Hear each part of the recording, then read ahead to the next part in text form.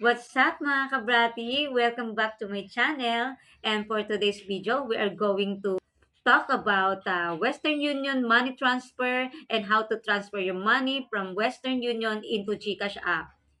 And for those na bago lang dito sa aking channel at hindi pa po nakasubscribe, ay mag-subscribe na po kayo.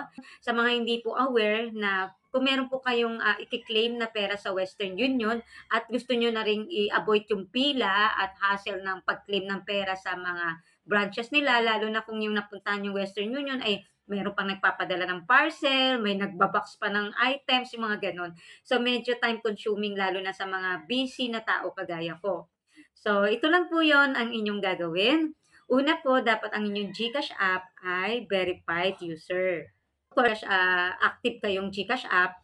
And then po, ang gagawin nyo, dapat alam nyo yung MTCN o ito yung tinatawag na Money Transfer Control Number.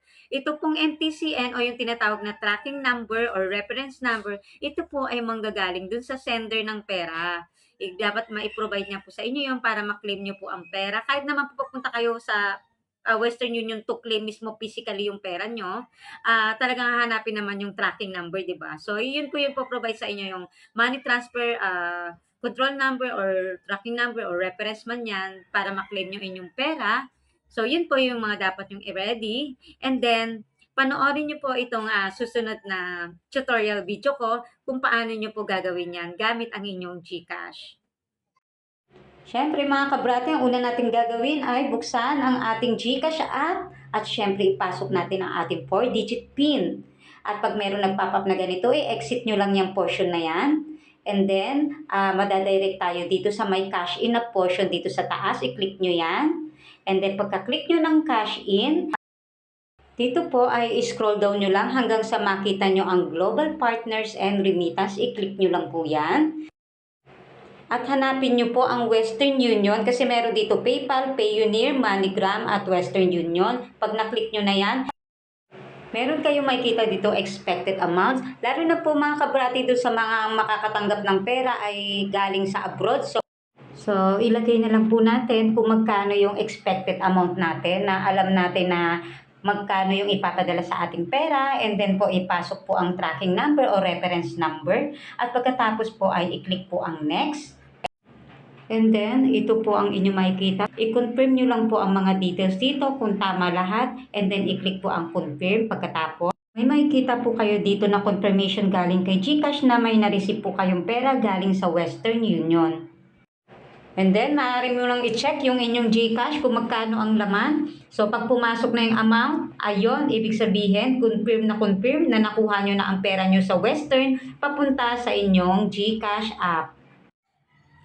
At yun nga guys, sana naintindihan niyo kahit paano yung aking video tutorial.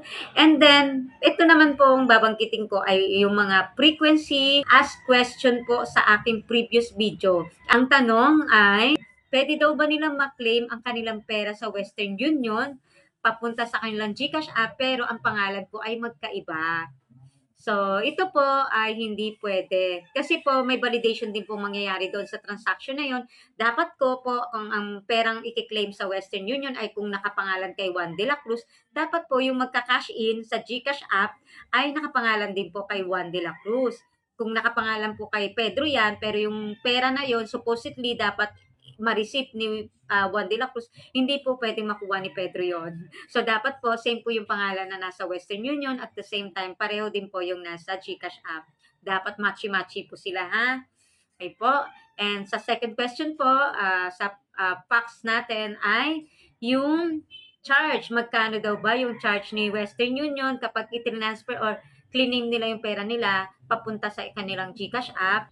As per Western Union po ay dapat wala na pong kaltas yun. Kung magkiklaim po tayo ng pera natin sa Western Union, i-claim po natin gamit ang ating GCash app o magka-cash in tayo at ilalagay natin yung reference number natin ng pera sa Western Union, hindi daw po sila nagcha-charge.